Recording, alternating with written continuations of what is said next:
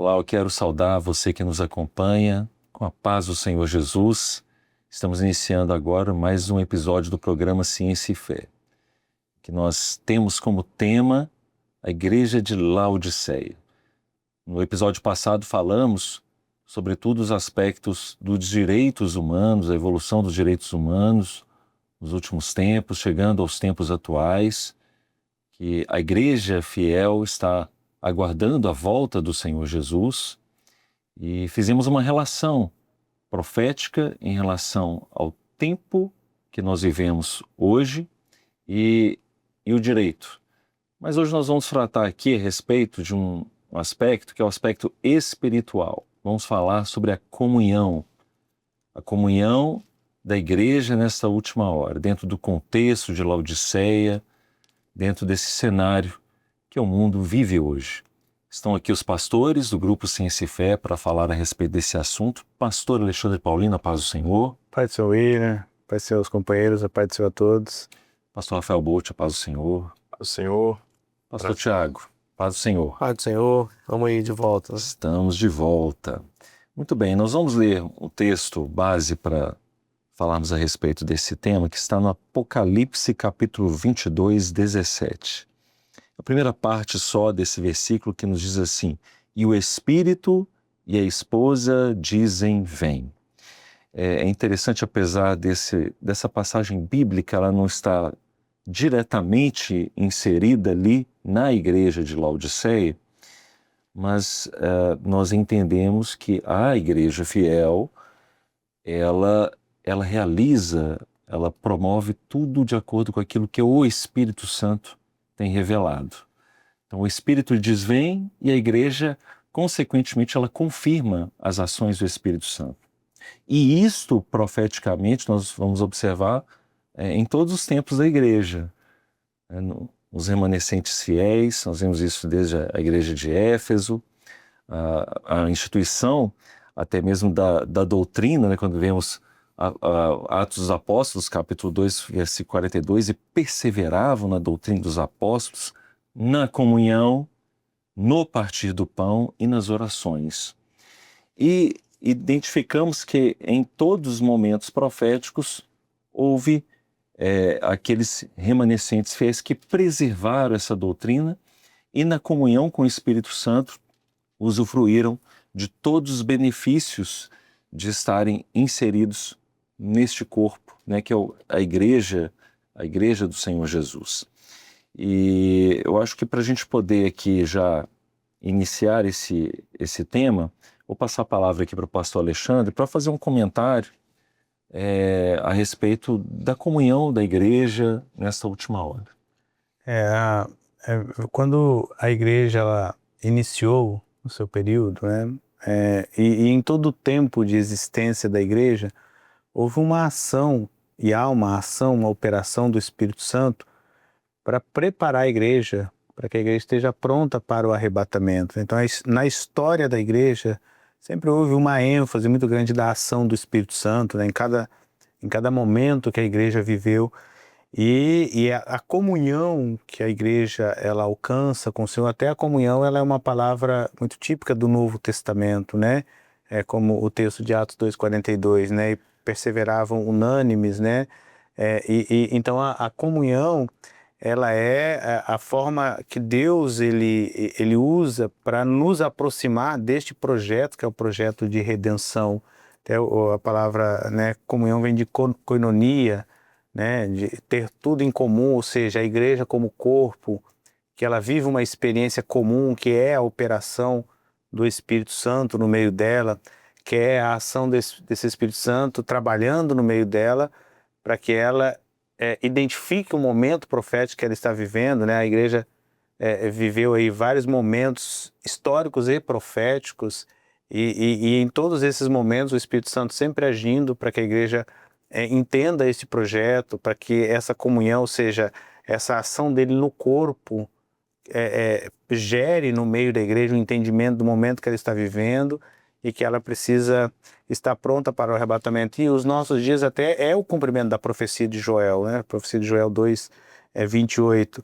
É interessante que a profecia de Joel, ela fala do derramamento do Espírito Santo nos nossos dias, ou seja, da ação do Espírito Santo nos nossos dias, e ela fala inclusive e a profecia ainda fala de sinais proféticos que nós já, inclusive em outros programas, já abordamos, né? Em aulas de seminário já foi abordado, no evento Trombetas e Festas do último ano foi abordado, lá em Joel 2, 28, verso 30, né, quando ele fala do derramar do Espírito Santo nos nossos dias, ele fala assim, ó, e mostrarei prodígios no céu e na terra, sangue, fogo, colunas de fumaça, e no verso 31 Joel diz assim, olha, o céu se converterá em trevas e a lua em sangue. Então são os sinais que nós estamos vivendo, vendo e estamos entendendo que eles fazem relação profética, eles são parte daquilo que é profético, que dos dias em que nós vivemos, que é o tempo que a igreja está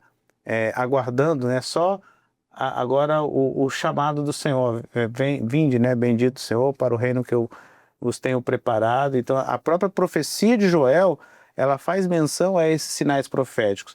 E como nós entendemos e como nós compreendemos e alcançamos que esses sinais proféticos, eles são os sinais que antecedem a vinda de Jesus pela ação do Espírito, né? Por esta comunhão que o Senhor gera no corpo e gera no meio da igreja, para que nós possamos realmente viver essa experiência com Ele, né? A igreja fiel, essa última hora, que ela tem a essência da igreja de Filadélfia. Eu só queria trazer uma expressão que a gente vai observar na igreja de Filadélfia do Senhor Jesus, dizendo, verso 8, eu sei as tuas obras, eis que diante de ti pus uma porta aberta e ninguém pode fechar. Essa porta ninguém pode fechar porque o Espírito Santo é que abriu essa porta, a porta do Evangelho. Então, a igreja, ela vive essa expectativa da volta do Senhor Jesus, tanto que ela anuncia a volta de Jesus como um instrumento de evangelização. E se na igreja de Filadélfia nós observarmos que o Senhor Jesus disse, eis que cedo venho. Aqui, na igreja agora de Laodiceia, nós vamos ver a expressão de que ele está à porta, ele está batendo na porta. Então, ela é iminente, né? Nós temos ouvido os sinais da volta de Jesus, geofísicos, da natureza, ecológicos, vemos os marcadores proféticos, e eu acho que até seria interessante agora a gente até trazer um panorama, né, pastor Tiago, em plano profético, de todo esse cenário, desses tempos da igreja, mais precisamente esse momento que nós estamos vivendo hoje. A gente vê a história profética da igreja, e temos estudado isso na escola bíblica, estamos chegando agora no final desse período, né? Entrando aí na carta de Laodiceia. Vamos ver que todo o período da igreja, o Espírito Santo sempre agiu no meio da igreja, igual o pastor Alexandre falou, o Espírito Santo sempre agiu no meio da igreja, sempre preparou a igreja para o momento profético que ela vivia. Vamos ver em Esmina, por exemplo, a igreja ia para as arenas, enfrentar as arenas, não porque eles eram corajosos, que enfrentar, não, é porque o Espírito Santo dava força a eles para eles entrar numa arena cantando louvores ao Senhor, sabendo que ia dali para a eternidade. Então, o Senhor sempre preparou a igreja para o momento profético que ela viveria, né? E agora nós vivemos esse momento da saída, onde o Espírito Santo está sendo derramado sobre a igreja para que a igreja esteja pronta para a saída. E dentro desse plano profético, nós fizemos aqui um slide apenas para ilustrar para os irmãos terem essa noção. Nós vamos ver que aqui nós temos o Velho Testamento, que é um outro período, né? Depois temos a primeira vinda de Jesus e o seu ministério, o seu nascimento, o ministério de Jesus, a morte e a ressurreição. E aí depois começa o Pentecostes, quando o Espírito Santo desce sobre a igreja. Então nesse período aqui, nesse espaço de vermelho, nós temos a história profética da igreja, desde o Pentecostes até o arrebatamento. E nós vivemos nesse período entre Pentecostes e arrebatamento. O Pentecostes veio sobre a igreja para estabelecer a igreja na terra, né? E ali nós vamos ter todo o período das 7 cartas, as 7 parábolas do reino, os sinais, o tempo do breve, os avisos. Então todo dentro desse período entre Pentecostes e arrebatamento. Só que vai chegando agora no momento final, e nós estudamos na escola bíblica, ali já com Sardes, onde o Espírito Santo começa a agir de uma forma mais contundente, o Espírito Santo começa a agir de uma forma mais ali mais específica, que é o segundo derramamento do Espírito Santo. E nós vamos ver isso já em Filadélfia, temos outros programas que falam disso, sobre os avivamentos, que foram coisas maravilhosas, que é o Espírito Santo novamente sendo derramado sobre a igreja, já fazendo o preparo final da igreja para a saída, para o arrebatamento. E nós vivemos esse momento que a igreja vai ser arrebatada.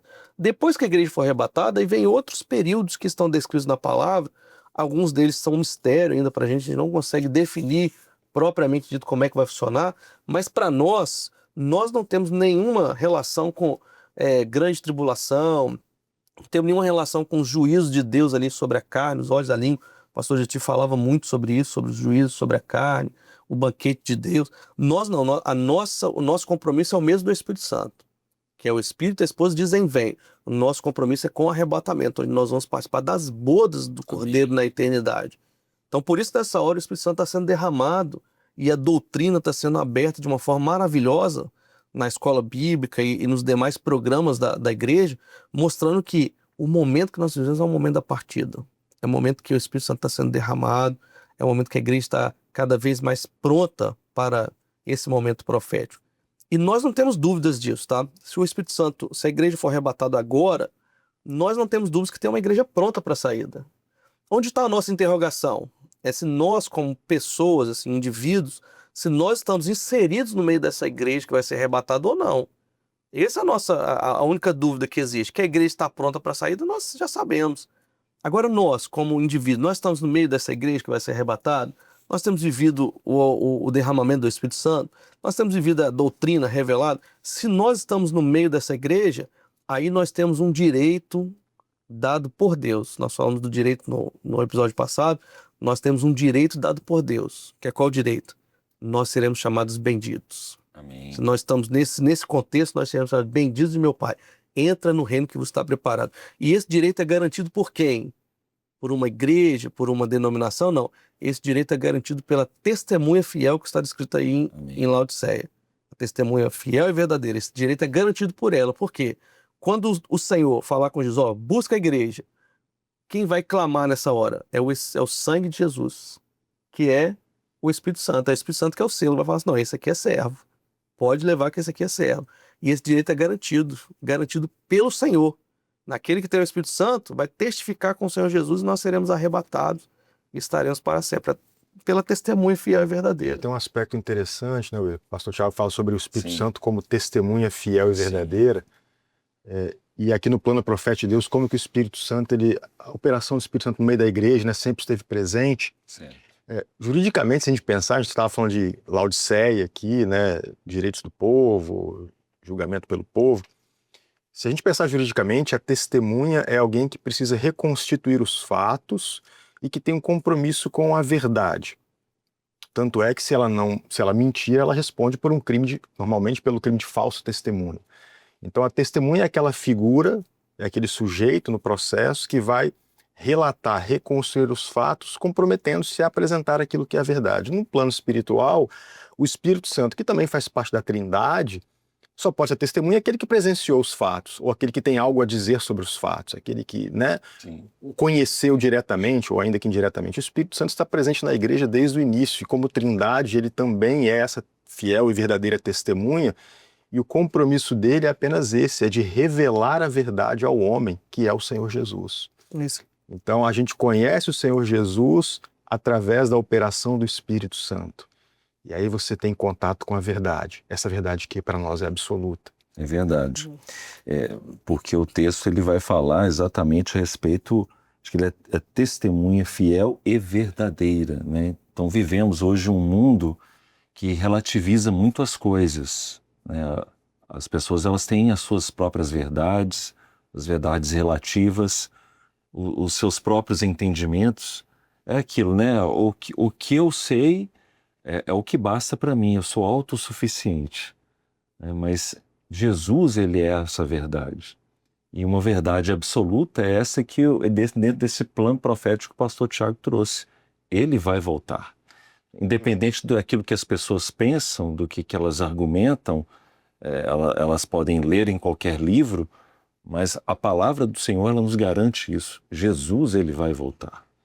Então, é esse cenário, né, que que a igreja está inserida. E há um conselho do Senhor, queria só trazer aqui para os companheiros, que é o conselho que o Senhor Jesus ele vai dar, né, à igreja de Laodiceia: aconselho-te que de mim compres ouro provado no fogo, para que te enriqueças, e vestidos brancos.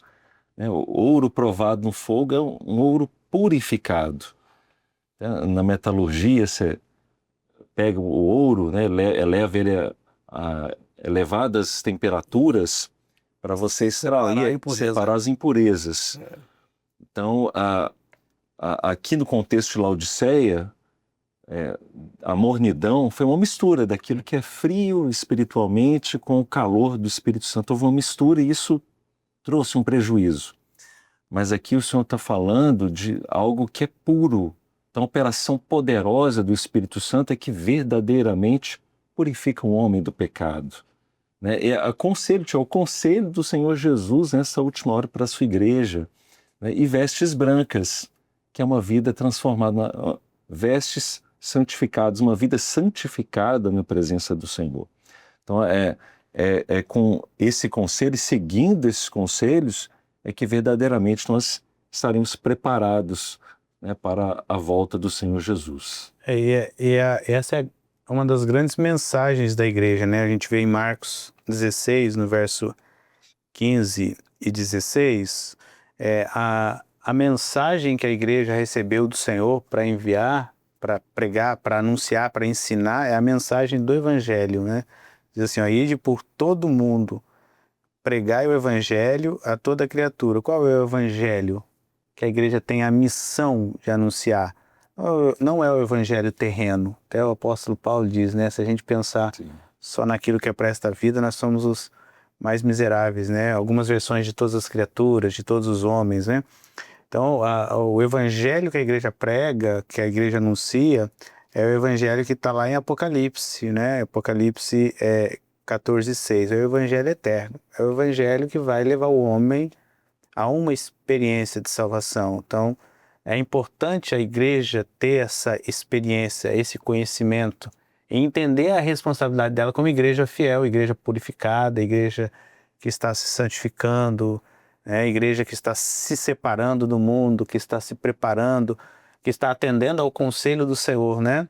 Ela tem essa mensagem, por isso que até o versículo de Apocalipse do texto base é: o Espírito e a esposa dizem vem. Então, é uma sintonia, estão dentro da mesma experiência. O Espírito Santo está trazendo um ensino, está operando, e a igreja está vivendo esta operação.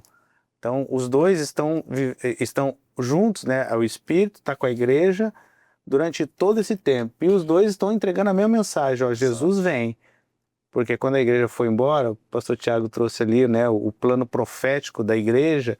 Quando a igreja foi embora no arrebatamento, a igreja não vai passar pela grande tribulação. Quando a igreja foi embora no arrebatamento, o Espírito Santo vai embora com ela. Exato. Né? Então, eles vivem essa sintonia aqui e viverá na eternidade. E o texto lá de Marcos, que traz a mensagem, que é a responsabilidade da igreja fiel, a responsabilidade do servo fiel e quem crê nessa mensagem, que é a mensagem do Evangelho Eterno, e for batizado, será salvo. Então, quem vai ser salvo da grande tribulação? Principalmente nesses dias em que nós estamos vivendo, os últimos tempos, né? Período de Filadélfia, período de Laodiceia. Quem que vai ser salvo? Aquele que tiver a vida transformada, né? Que estiver sendo purificado pelo Espírito Santo. O batismo, ele tem esse simbolismo. Verdade. É transformação de vida. Então, quem crê e for batizado, quem tiver a vida transformada, vai ser livre da grande tribulação, vai ser arrebatado, né? Vai ter a experiência de eternidade. É isso mesmo. Interessante aí da questão da mornidão, né? Que é pela lei da termodinâmica, as coisas não ganham frieza. Vou explicar para os irmãos que, pela lei da termodinâmica, você vai perdendo calor. Então não tem como eu esfriar um objeto. Na verdade, eu tiro o calor dele, né? Sim. Então, por exemplo, nós temos aí a mornidão, nós temos o Espírito Santo, que é a fonte de calor. Perfeito. Que é a fonte de vida. Então, se eu me afasto da fonte de calor, na verdade, eu, como indivíduo, eu estou perdendo calor para o ambiente, ao ponto que vai chegar um momento que eu vou estar com a mesma temperatura do ambiente. Então eu perdi todo o meu calor, né? Porque eu me afastei da fonte de calor, que no caso é o Espírito Santo. Então, à medida que eu vou me afastando dessa fonte de calor, eu vou esfriando, ou seja, eu vou ficando morno. Ao ponto que a igreja dos últimos dias, assim, o cristianismo, ele se afasta de uma forma que ele não se afasta totalmente, ele fica nessa mornidão, ele vai para manter um pouco do calor, mas se afasta de novo, e aí ele se afasta da fonte de calor a tal ponto que ele se mantém morno, né? Uma certa indiferença. Indiferença com as coisas que são espirituais. Isso os irmãos, e principalmente as irmãs, já devem ter feito até na cozinha, já falaram, baixa um pouquinho o fogo aí para manter só quente. Então, o cristianismo ele está se afastando cada vez mais do Pentecostes ao ponto de não ter mais o calor do Espírito Santo. Já a igreja fiel, ela está no contexto de estar dentro da fonte de calor. E se você está dentro da fonte de calor, você adquire a temperatura igual ou muito próxima daquela fonte de calor, né? Pela lei da termodinâmica, vai ser igual ou muito próxima. Por isso que o livro fala assim, o Espírito e a esposa dizem vem.